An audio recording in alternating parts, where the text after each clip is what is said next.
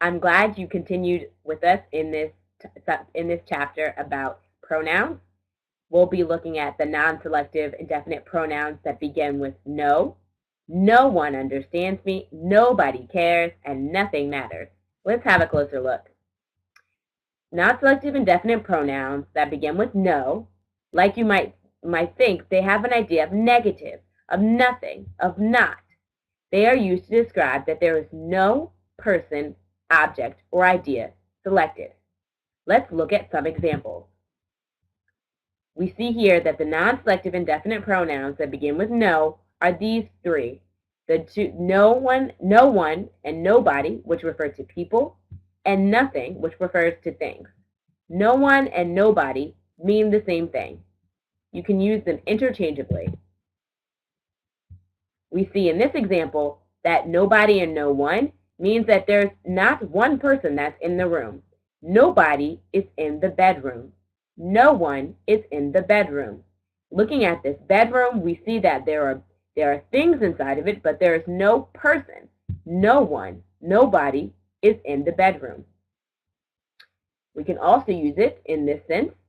Nobody wants to go to the zoo. In this situation, it's not necessarily that there's not one person in the room. It's the collective idea that nobody wants to go to the zoo. So none of these people, nobody, no one, want to go to the zoo. No one wants to go to the zoo. And remember, we always conjugate these pronouns with the third person singular. That's why we use is and once. Let's take a look at nothing. Nothing can be tangible and intangible also. Intangible. We can have nothing is in the box, which means there's not one thing in the box. The box is empty. Nothing, literally, nothing tangible, literally, nothing tangible is in the box. We can also have nothing in the sense that it is intangible, an abstract idea or a concept that we can't actually touch physically see. For example, this girl might ask a boy, sometimes this happens a lot, especially for high schoolers, what are you thinking about? And we see that he's not thinking about anything. There's nothing going on in his head. So he might respond to the girl by saying, nothing.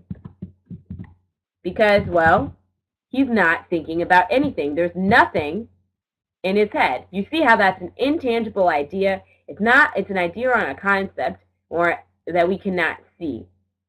But it's the idea that nothing, there's not one thing that's in his head.